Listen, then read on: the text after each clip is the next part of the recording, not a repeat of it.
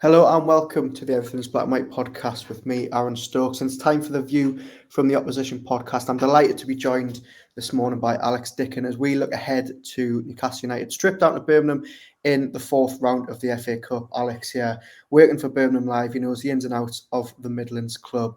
And first of all, Alex, I want to ask you, how are you feeling about another Premier League tie in the Cup?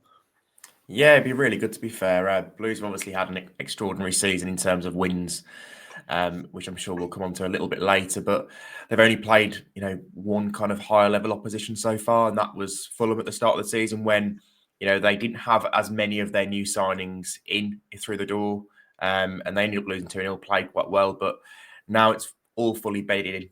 A lot of really good players who are playing beneath themselves in League One. They're obviously really looking forward to testing themselves against a very good Premier League side. I'm not going to come on here and say expect Blues to win because I don't. But I think there's half a chance they could cause an upset if everything goes right because they have got some very decent players for Championship level. Well, you've just sort of segued perfectly into my first proper question of the episode, and that is, how is the feeling sort of around the club, around yourselves in the media, and also just around the city about, one, what the game will be like, but two, whether Birmingham can actually pull off a scalp of this magnitude? So I think everyone's kind of just looking forward to seeing how they fare against a team that is actually better than Blues on paper. Blues have got into pretty much every game apart from that Fulham one this season, being favourites, overwhelming favourites in most cases. And it's been kind of a bit of a repeat story when Blues have played a team in the league at home at St Andrews. It's been kind of, 5-3-2 or 5-4-1, every man behind the ball, and Blues have just been there to break them down. So it'll be interesting, and everyone's looking forward to Blues playing a team that, they're going to be underdogs again, aren't they? Blues for the first time in this season, really. So, I don't really know what to expect. I'm sure you'll probably know more on team selection for Newcastle, more than I will. But Blues will go strong, I think, and it's just whether Newcastle make enough changes for it to become a conversation. Well, we were speaking to Eddie Howe this morning, and that was obviously one of the questions he got asked. And I think we will probably see a little bit of rotation from Eddie Howe, although he was in typical form this morning, given it, it doesn't matter about what happened the other night in the Carabao Cup or what is to come in the Premier League. He is very much, ready to send out a strong team. It's just, as you say, how many changes he does make. I mean, you've mentioned there, the form and the outstanding run they've been on. I mean, top of the table, 4 points clear, 2 games in hand. I think it's 18 unbeaten in a row. I mean, the confidence in this team must be so high. And as you say, even though there's 2 leagues between them, I mean, Birmingham look like they're going to run away with this third tier, don't they? Yeah, they're not a League One team. They're a good Championship team. The players they've got, some of them signing this summer. Tomoki Iwata from Celtic, he's a top-end Championship midfielder. Peck Sung-ho, a South Korea international, was very good when Blues got relegated last season. He's a top Championship midfielder. Chris Davies has even suggested that midfield pairing could be a Premier League pairing in the future. Christoph Clara joined from Bundesliga side Darmstadt last summer, a brilliant defender. For this level, will be a very good Championship player. So they have a lot of players. Jay Stansfield, League One record signing. A lot of players who are playing beneath themselves this season. Obviously, join Blues with the aim and get into the Premier League. Know that as soon as the club gets back into the Championship, then they'll be ready to compete straight away. So, it's been ridiculous this season. 28 wins from 38 matches. Playing pretty much every Saturday, Tuesday. They're going to get to 60 games this season, probably because they're going to go, they've gone far in the EF Trophy. They're aiming to win that and obviously win the league to get the double, which they last did the last time they were in the third tier in 94-95. So it's just, the owners talked about creating a winning mentality last season, and that was pretty difficult in the Championship when they were losing most weeks, second half of the season. But in a weird sort of way, relegation has given them that reset and they've been able to come down and really create that. And they haven't looked like losing a game for a long time now. But I'm sure that will be tested far more on Saturday than it has been. Yeah, well, Eddie Howe will certainly hope so. And as I mentioned, we did speak to him this morning. In typical fashion, as I say, he was very, very complimentary about Birmingham. He's clearly done his homework. A lot of praise for Chris Davies and the job he's doing as well. I just want to read out some of the quotes from that press conference. Eddie said, "We respect them. Chris Davies has done a brilliant job. Every time you go to Birmingham, you realise the size of the club. It's a huge football club with a brilliant supporter base. It's a really good ground to play at. We see it as a big challenge. We need to rise to that challenge. They're a very aggressive, high-pressing team, and we cannot underestimate them in any way. Just that last bit there, has he sort of got that right there with the way you guys are playing? Yeah, so I remember when I first watched Chris Davis train Blues back in Austria pre-season, and the key takeaway I had was that he said, like, constantly kept emphasising to his players, our press will be our greatest strength. And they are pretty relentless in the way they press. They get after the opponents. They're not always able to get after the opponents in League One because a lot of them just go long and give Blues the ball back. And I think they average about 67, 68% possession in league games. But again, that figure will be lower against Newcastle. So when Newcastle have the ball, Blues will get after them. And we'll probably see a greater example of how well they do press against Newcastle when a team comes to St Andrews and has more of the ball. Yeah, and I mean, you mentioned there, you mentioned obviously earlier about the likes of Jay Stansfield.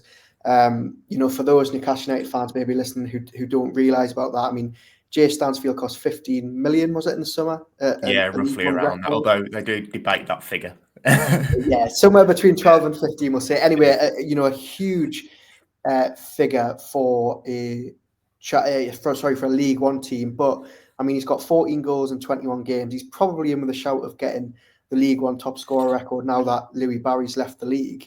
I suppose as a return on investment goes, it's been a punt that's played off so far. Yeah, so Stansfield was never really about kind of getting Blues into the Championship. I think he's been signed with probably bigger aims in mind, getting Blues. They've got a ready-made striker for the Championship to get them to the Premier League. Obviously, everyone at Blues fell in love with him. Last season, when he was on loan from Fulham, he scored 13 goals in a struggling side. He's come down to League One. He's got 14 in the league. He's got 3 in the Virtue Trophy. He scored the winner against Stevenage in the week. So his goal-to-game ratio is absolutely excellent. He's had a few penalties, 6 penalties in there. Is important to add, but he's kind of drifted between positions. Chris Davis was insisted on playing him as a 9 to begin with, then moved him out wide. And he's now put him back as the 9, and I would expect him to play there against Newcastle. But he's an outstanding talent. He's even had England 21s call-ups while he's been in League One this season with Blues, so rated highly at national level as well. And he is going to be a Premier League player one day. It's just kind of a question of time, I think. And he's joined Blues on a 7-year contract, so the aim is clearly to get there with this club. And I mean, you've mentioned a couple of times, and I think it's fascinating that you keep talking about these players that, as we've mentioned, are playing in the 3rd tier, but you're talking about them as being future Premier League stars. Birmingham have signed them essentially to, not with this season in mind, but with next season. And I just want to read a little extract from an Athletic article earlier in the season where it says, Birmingham's total transfer outlay this summer has been between 20 and 25 million, a record spend in a single window at this level of the English game. The club's wage bill now stands at over 16 million as they try and emulate what Ipswich have done by going from League One to Premier League in successive seasons. Now, from very much an outsider who, probably doesn't know too much about Birmingham, when they went down last summer and you saw all the headlines about the spend, the ambition of the owner, it certainly felt to me like it was, such a big gamble, because if you didn't come straight back up, is that sustainable? What have you made of this? What have you made of the spend? What have you made of the ownership? And what has the owner been like since not only the relegation, but since he's came in?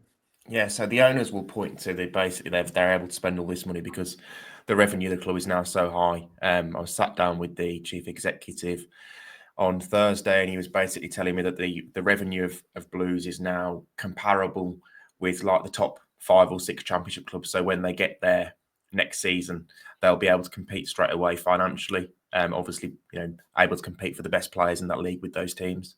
And yeah, Tom Wagner basically, he's almost doubled down since Blues got relegated. He's almost got angry with it and thrown even more money at it. And the recruitment has been far more joined up this year. They've had far more freedom to kind of spend more money as well, which is important to say. And they seem to have spent it very wisely. Chris Davis has obviously had a massive influence in signing players. The likes of Christoph Klara, Willem Willemsen, Iceland International have all been kind of sold this project that it's not just about kind of getting to the Championship, that they will go again and try and get to the Premier League, and they will again spend money in the summer to strengthen their squad in line with those teams at the top end of the Championship, so they can compete straight away. It's fascinating because in appointing Chris Davies, they've kind of gone the Kieran McKenna route. That was what they wanted to do. So I kind of find that young coach who hadn't really had the managerial chance yet, and it's quite pointed that Davies chose to come to a League One side with all this money and all this quality, because he wants to play a clear way. He wants to kind of embed that and get them doing it for a season where they are against lesser opposition before they can go into the Championship.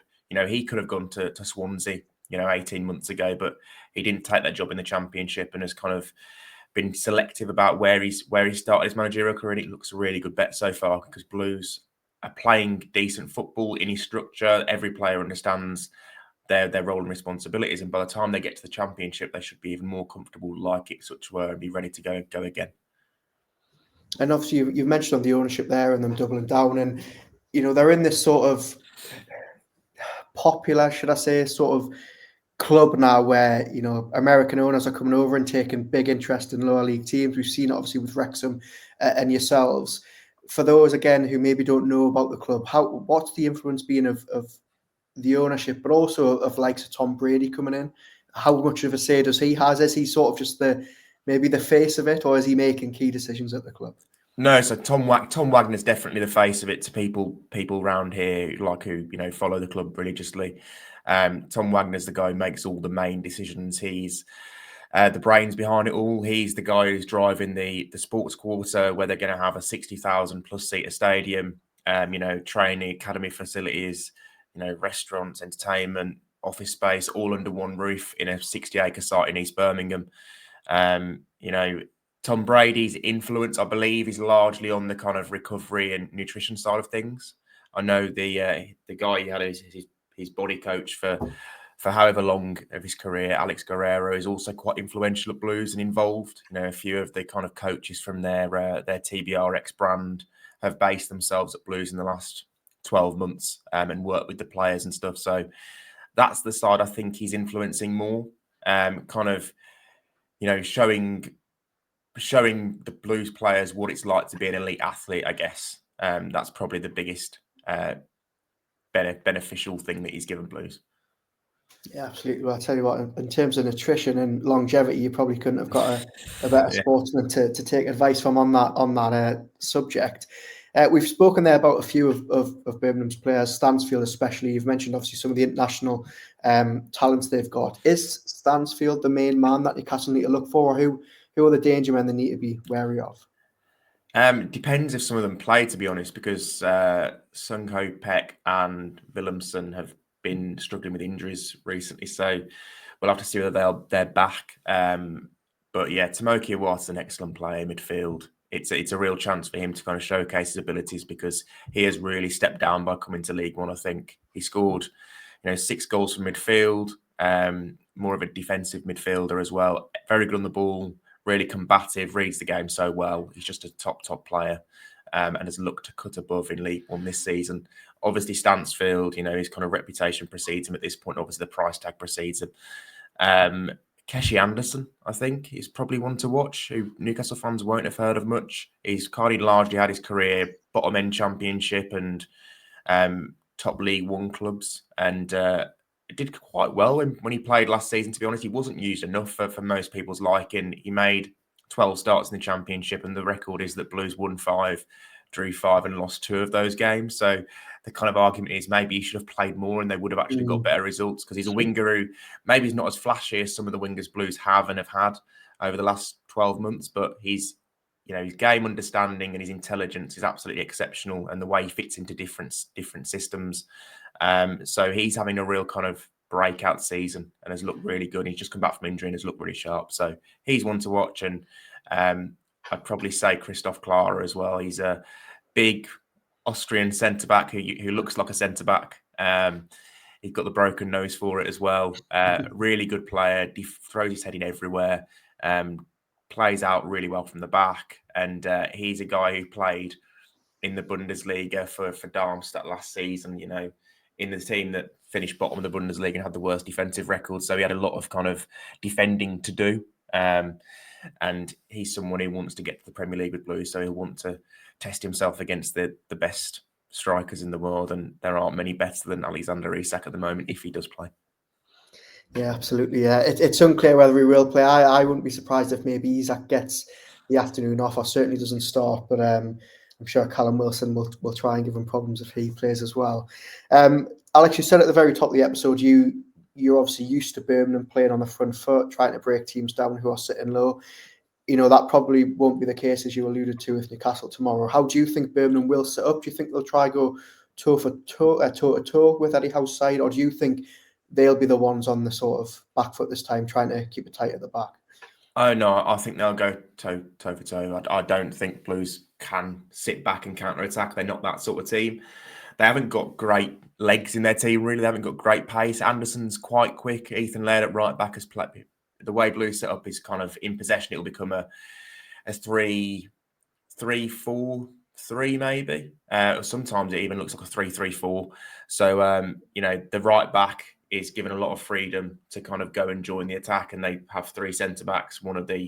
It's normally the left back, Alex Cochrane, will tuck inside and play alongside Ben Davies and Christoph Clara. So Laird's got great athleticism. Obviously had a Premier League upbringing with Man United, and he will stay high and wide on the right. Kesh Anderson will be high and wide on the left. So then you have Stansfield, potentially Lyndon Dykes, and the other number 10 is floating around. So I don't think they are set up to sit back and play on the counter-attack and soak up pressure. They're not that sort of team. They'll want to have the ball. They'll want to try and impose themselves on Newcastle in the way they did against Fulham earlier in the season.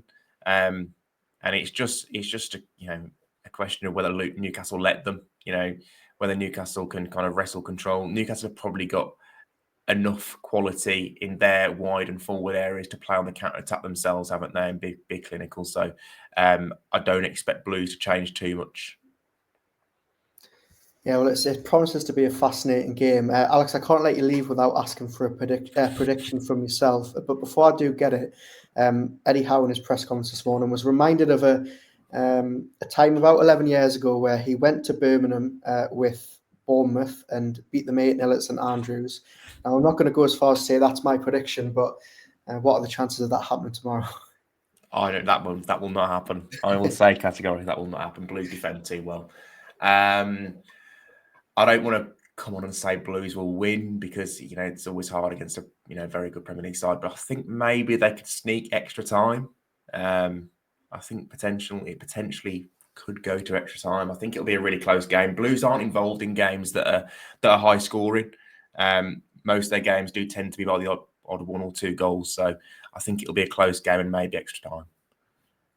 Yeah, well, I tell you what, I think for a lot of neutrals or a lot of Newcastle fans who maybe just look at the league tables and see Birmingham down in the third division, I think this pod will maybe have made them a little bit more anxious and scared than they maybe were beforehand. I think you're right. I think it will be probably closer than many think. I think Newcastle will maybe just squeak it just because of what you said about them maybe just having a little bit too much strength with some of those fringe players that might come in, but it promises to be an absolutely fascinating game. Thank you to Alex Dicken from Birmingham Live for jumping on this morning. We hope you enjoyed this episode. Myself and Andrew Musgrove will be back next week with the Monday show, and also we will have the instant reaction with Lee Ryder from St Andrews after the game tomorrow. Until then, enjoy the match, and we'll speak to you guys very, very soon.